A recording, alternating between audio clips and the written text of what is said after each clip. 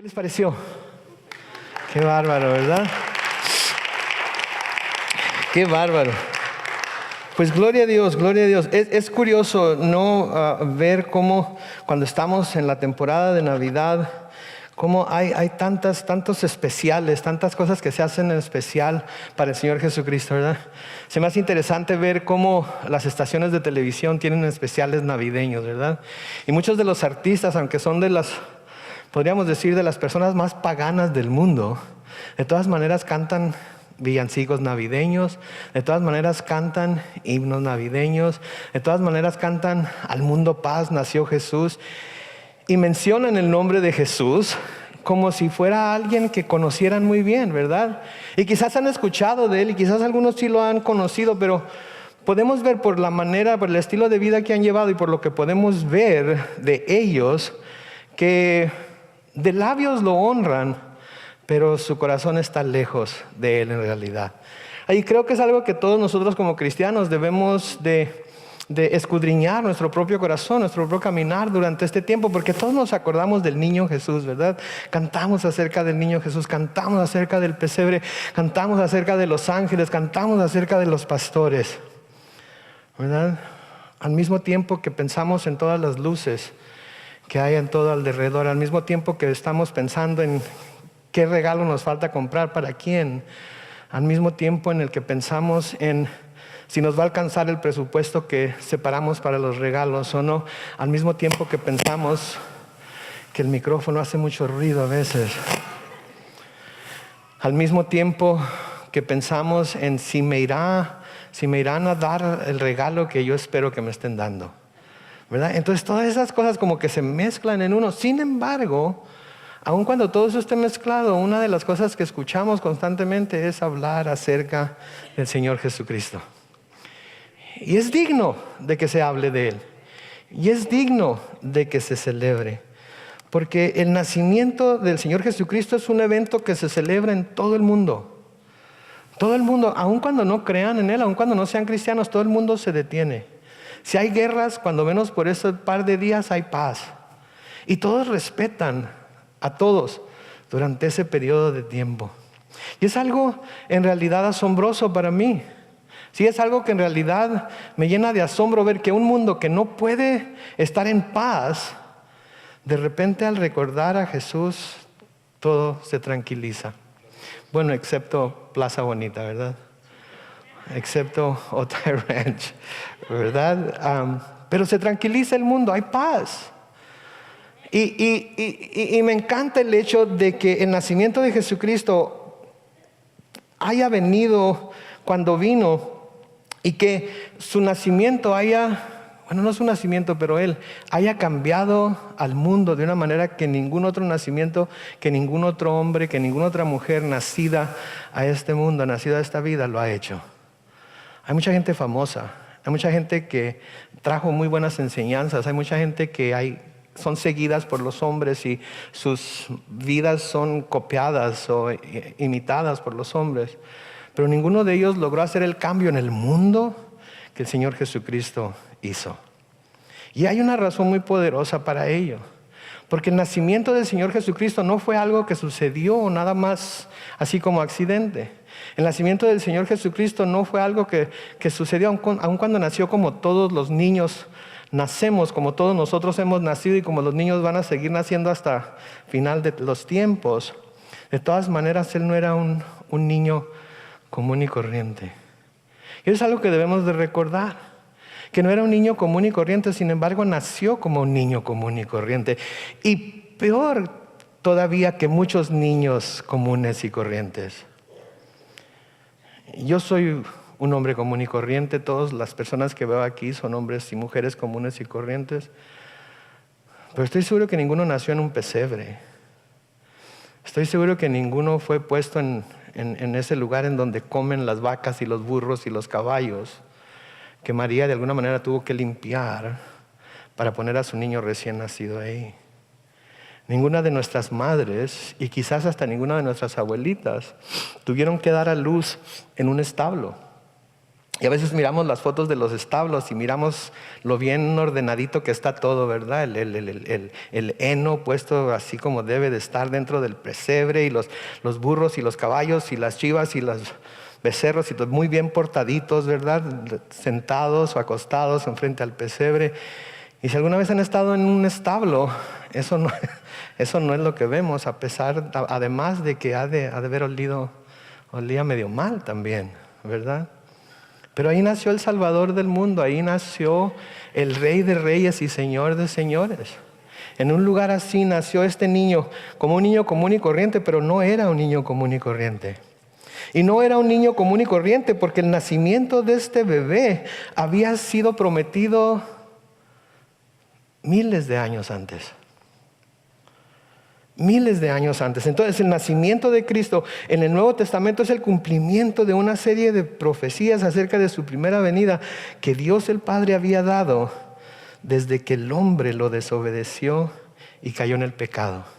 Porque desde entonces fue cuando Dios dio la primera profecía acerca de la venida de alguien que iba a acabar con las obras de Satanás, que iba a acabar con las obras del diablo. La profecía presentada por Dios en el Antiguo Testamento es una demostración. Las profecías que hablan de Jesucristo en el Antiguo Testamento de parte de Dios son una demostración, primeramente, de la fidelidad de Dios a su promesa de que un día iba a enviar la salvación. Pero también ese cumplimiento es una confirmación de la autoridad divina con la cual venía ese pequeño bebé. Porque ese pequeño bebé que nació de donde nació, que nació así como nació, venía con algo que ningún otro hombre ha traído cuando llegó a este mundo, que fue la autoridad divina para hacer la voluntad del Padre. ¿Se dan cuenta de eso? Fue el único que traía la autoridad divina. Hoy estamos estudiando el Evangelio según San Marcos y vamos a ver que esa misma autoridad con la que Él vino a la tierra y que Él manifestó mientras estuvo aquí en la tierra es la misma autoridad que nos da a todos nosotros para poder nosotros también llevar a cabo la voluntad del Padre. Y eso en sí es algo asombroso y eso en sí es un estudio para otra ocasión.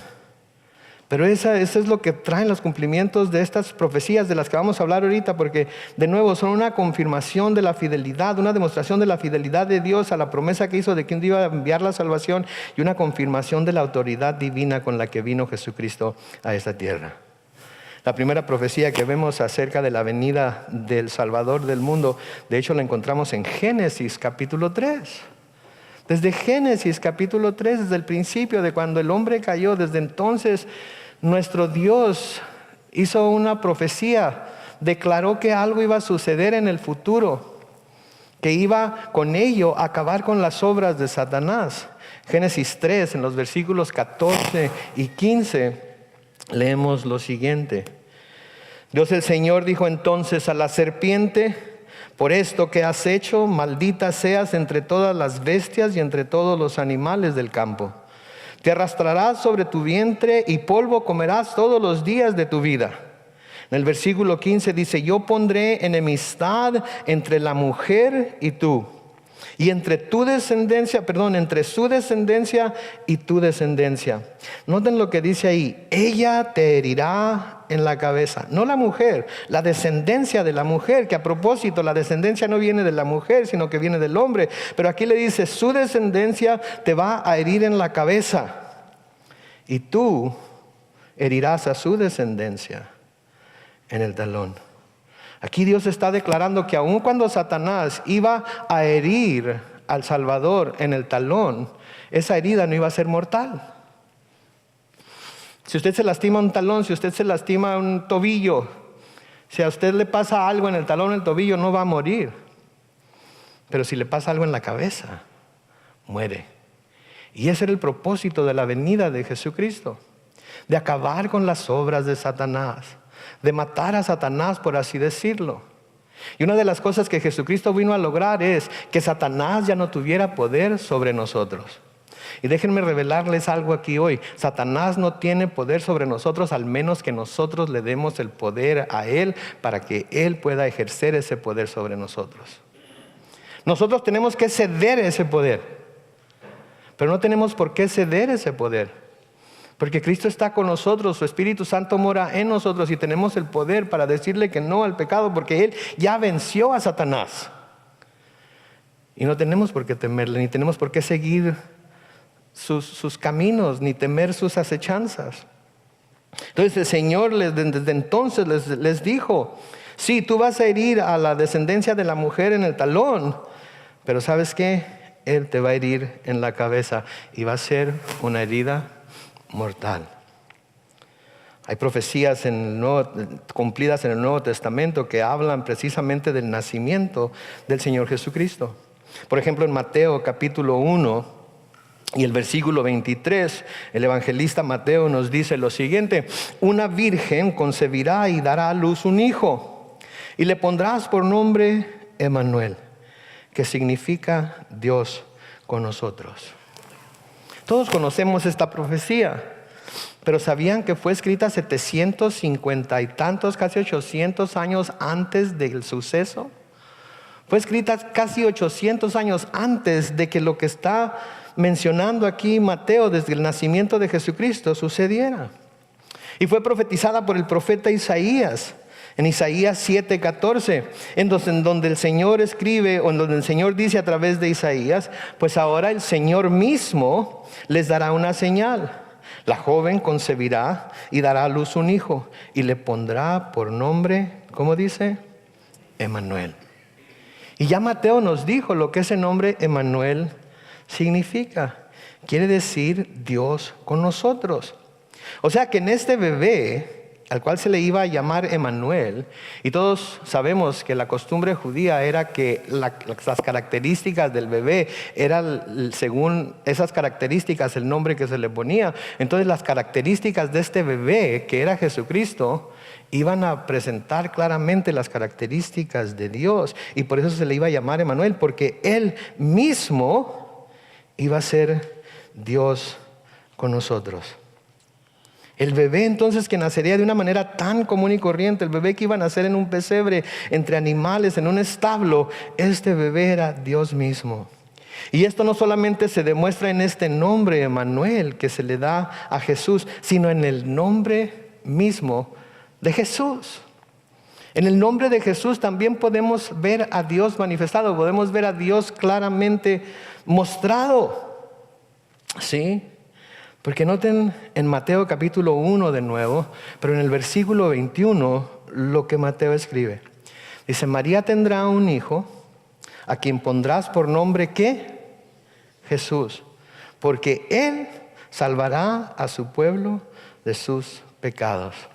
Ahora, noten ahí cómo se pronuncia Jesús en el hebreo. Jesús es Yahshua.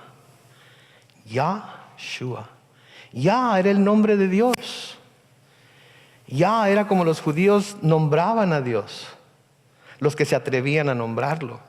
Los que no se atrevían a nombrarlo nada más usaban las 4 letras YHWH y no lo nombraban, le llamaban el omnipotente, le decían el altísimo, pero no lo llamaban por su nombre. Pero el nombre oficial de Dios es Yah. Y luego la siguiente parte dice Shua. Y lo que esto quiere decir es Dios es salvación.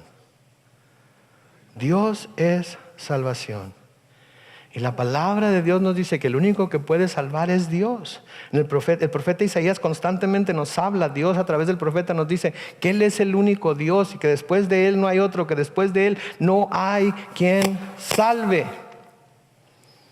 Por lo tanto, si a este bebé se le iba a poner el nombre de Yahshua y Él iba a salvar a su pueblo de sus pecados, entonces Él era Dios.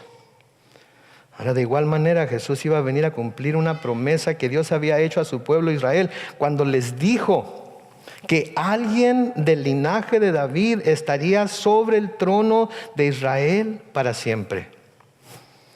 Dios les había prometido, Dios le había prometido al pueblo israelita, al pueblo judío, de que alguien que era descendiente de David iba a estar en el trono de Israel para siempre. Y Jesús vino a cumplir con esa promesa que Dios le había hecho al pueblo de Israel. Y esto es muy importante para nosotros, porque podemos ver a través de todas las edades la fidelidad que nuestro Dios tuvo para con el pueblo de Israel. Y si nosotros ahora, por ser hijos adoptados de Dios, pasamos a ser parte del pueblo de Israel, como esa rama injertada de la cual nos habla Pablo en el libro de Romanos, entonces quiere decir que debemos de estar siempre confiados en que las promesas que el Señor hace son dignas de creerse, son dignas de esperarse, porque Él las ha hecho, y así como las ha cumplido para con Israel, las va a cumplir para con nosotros también. En el Evangelio según San Lucas, en el capítulo 1, en los versículos 31 y 32, el ángel le dice a María: vas a quedar encinta y darás a luz un hijo y le pondrás por nombre Jesús. Este será un gran hombre y lo llamarán Hijo del Altísimo. Dios, el Señor, le dará el trono de David, su padre. Entonces Jesús es el cumplimiento de la promesa que Dios había hecho a los judíos. Jesús es el cumplimiento de la promesa que Dios había hecho a su pueblo.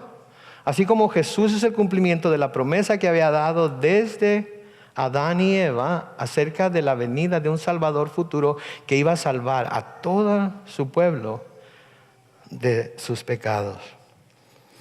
Esta profecía, de nuevo, que Lucas nos menciona aquí en Lucas 1, 31 y 32, es algo que se escribió 750 años antes por el profeta Isaías.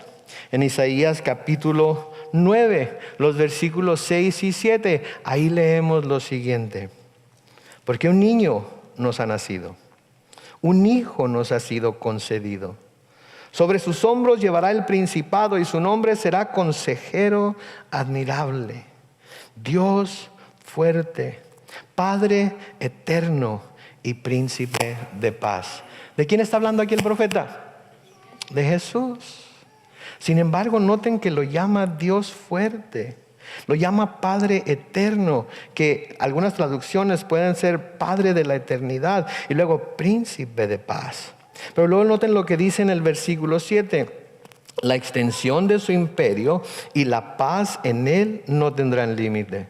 Reinará sobre el trono de David y sobre su reino, y lo afirmará y confirmará en la justicia y el derecho desde ahora y para siempre.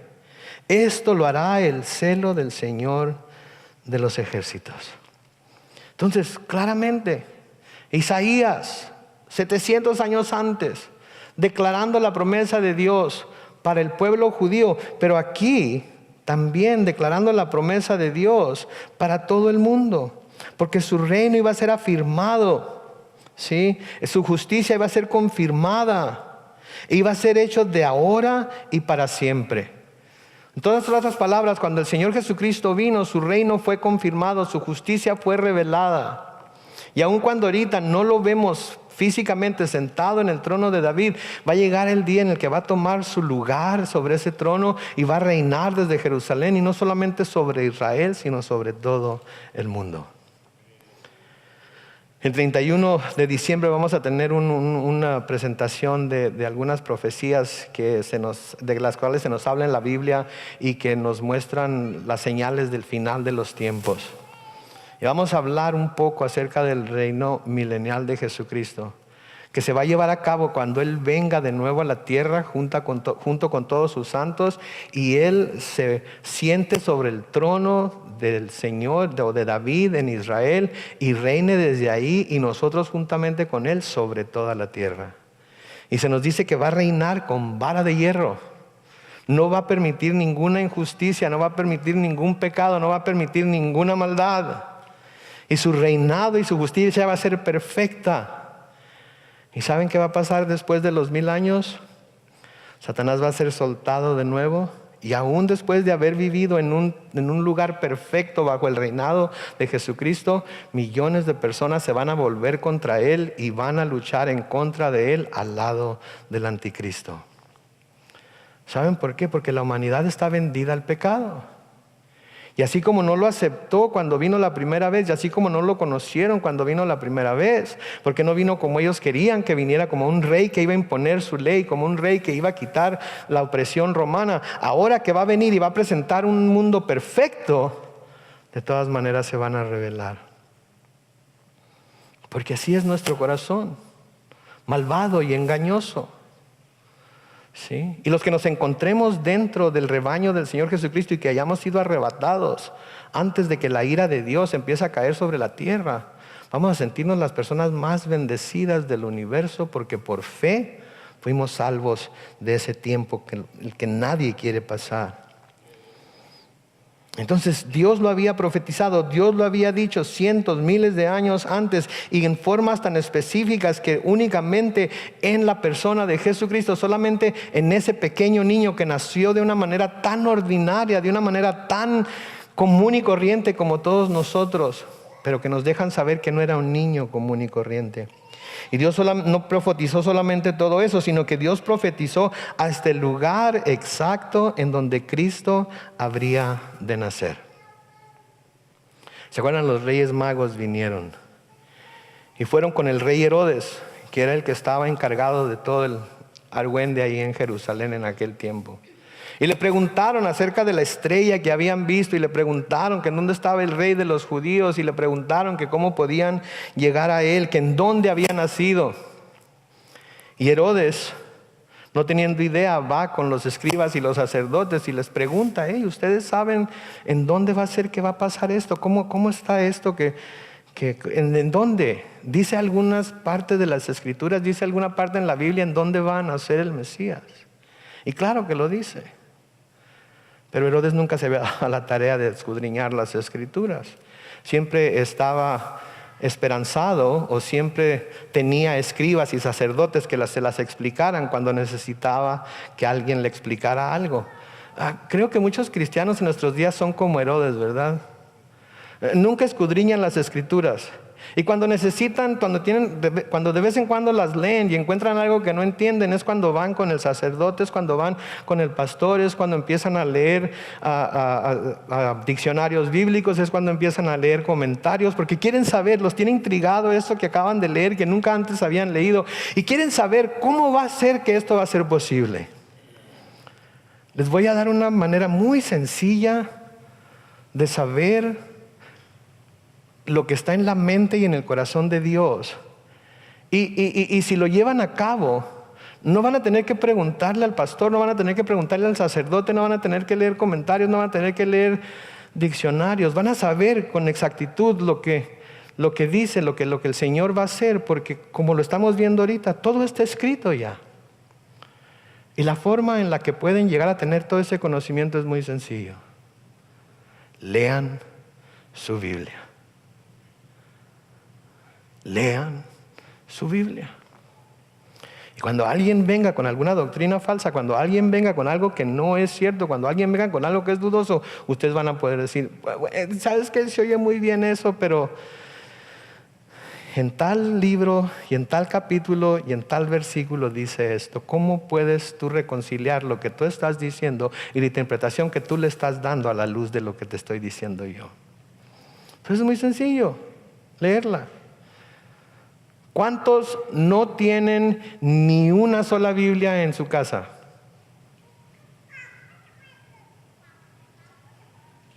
¡Wow! Todos tenemos entonces cuando menos una Biblia en nuestra casa. ¿Saben por qué el Señor nos ha permitido que la tengamos en casa? Para que la leamos y conozcamos su mente y su corazón. Herodes sabía con quién ir. Y fue y les preguntó a los sacerdotes. Y los sacerdotes le dijeron en dónde iban a ser. Y le hablaron acerca de lo que el profeta decía. En Mateo capítulo 2, los versículos 6 y 7, dice ahí: y tú, Belén de la tierra de Judá, no eres la más pequeña entre los príncipes de Judá, porque de ti saldrá un guía que apacentará a mi pueblo Israel. Y luego Herodes llamó en secreto a los sabios para saber de ellos el tiempo preciso en que había aparecido la estrella. Noten, los sacerdotes supieron decirle en dónde iban a ser el Mesías. Los sacerdotes supieron decirle a dónde tenía que ver. Se me hace curioso aquí porque aún los sacerdotes no reconocieron a su Mesías cuando vino. Juan nos dice que a los suyos vino, pero los suyos no le conocieron.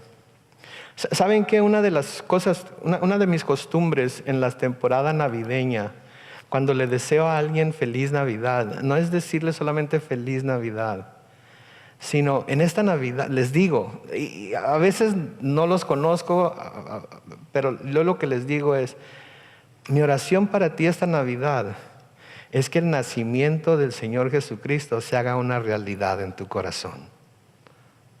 Porque eso es lo que debemos estar pidiendo durante este tiempo. No pensando en lo que le vamos a regalar a tal o cual persona.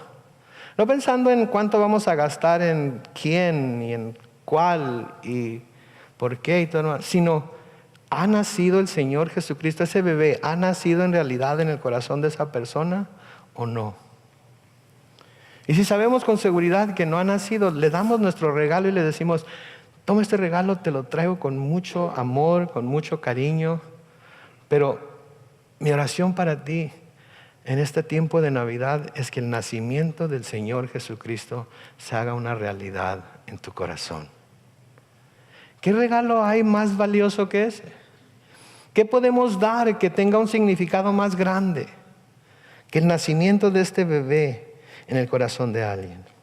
Ahora, esto se había profetizado también centenas de años antes.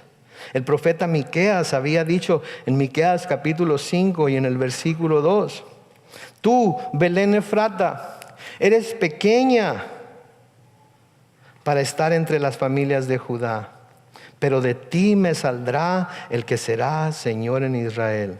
Y luego noten lo que dice ahí, sus orígenes se remontan al principio mismo, a los días de la eternidad. En otras palabras, este Salvador, este príncipe, ¿sí? este Señor de Israel, era eterno. Siempre había existido.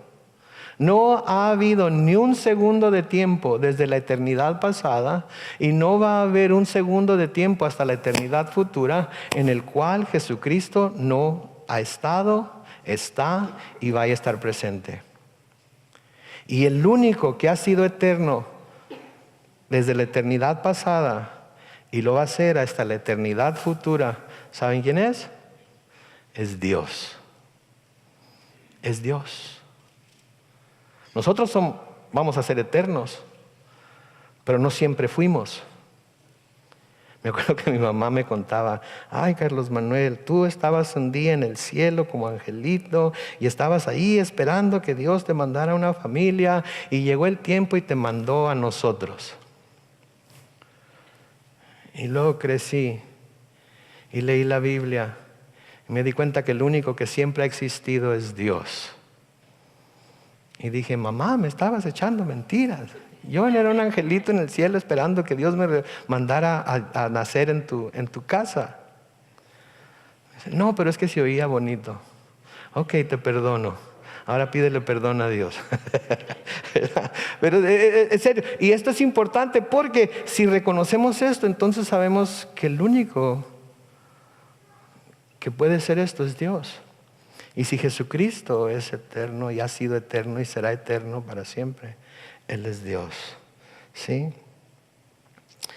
Las profecías acerca de Jesucristo en el Antiguo Testamento también nos hablan acerca de su ministerio y de las buenas nuevas que iba a traer al mundo cuando viniera. En Lucas capítulo 4, en los versículos 17 al 19, leemos lo siguiente. Se le dio el libro del profeta Isaías a Jesucristo y al abrirlo encontró el texto que dice, el Espíritu del Señor está sobre mí. Me ha ungido para proclamar buenas noticias a los pobres. Me ha enviado a proclamar libertad a los cautivos, a dar vista a los ciegos, a poner en libertad a los oprimidos y a proclamar el año de la buena voluntad del Señor. Señor Jesucristo, esto es lo que Él está hablando, es lo que Él está diciendo acerca de sí mismo, acerca de su razón para venir.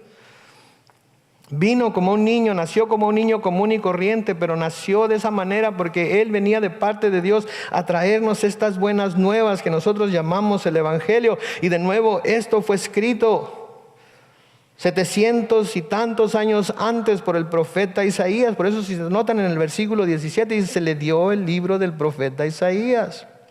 En Isaías capítulo 61, los versículos 1 y 2 dicen, el Espíritu de Dios el Señor está sobre mí.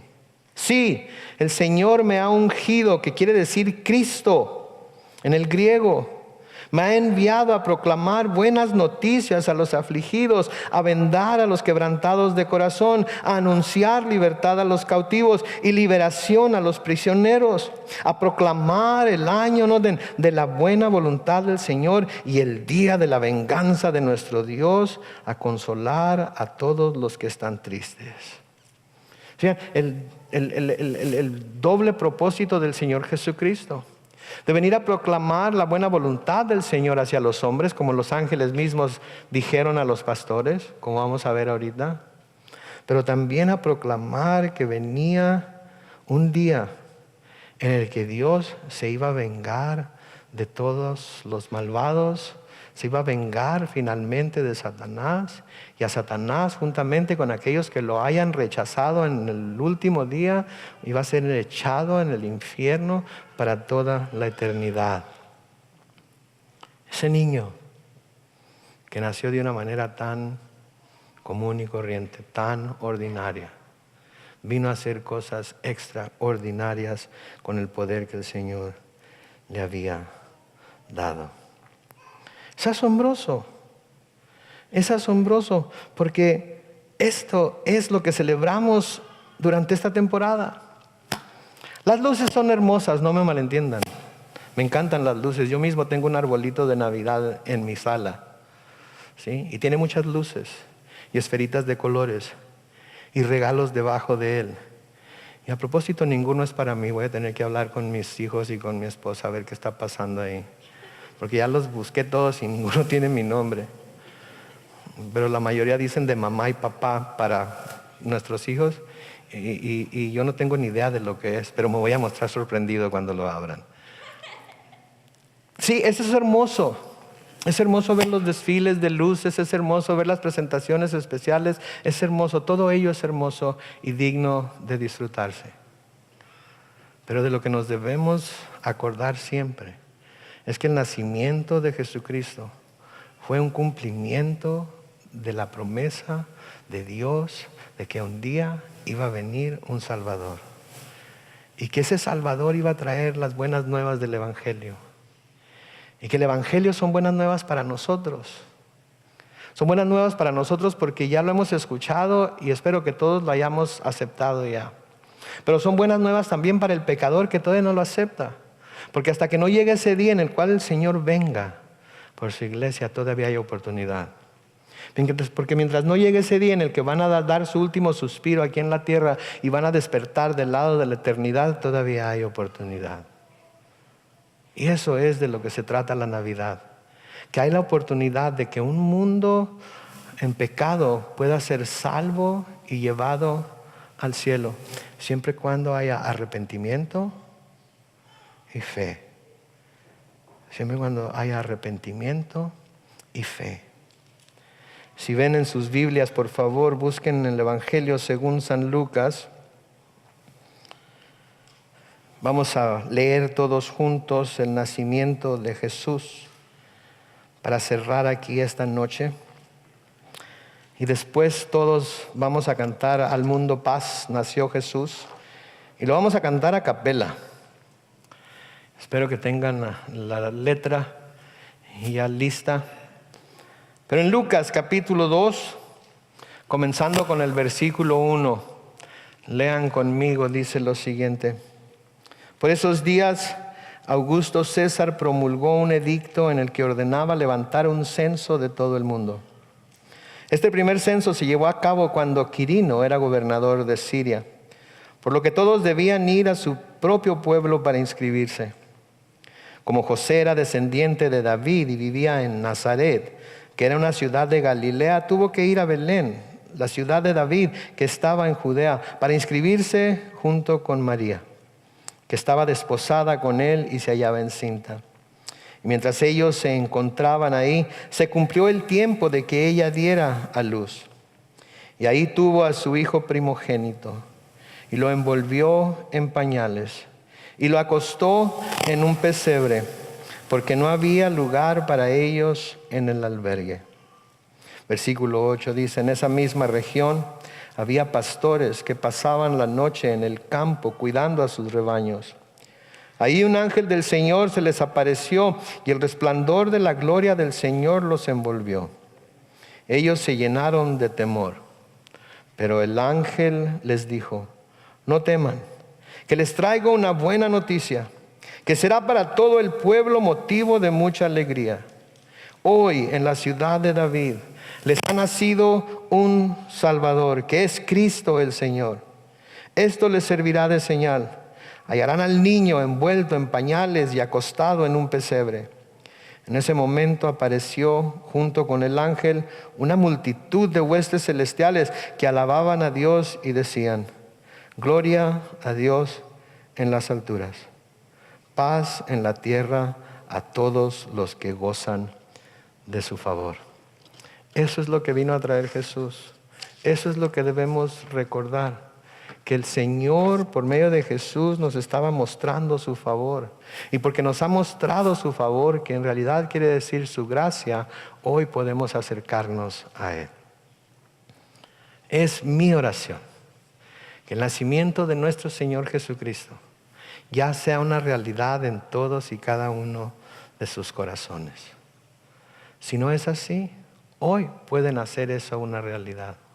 Simplemente reconociendo que son pecadores y pecadoras.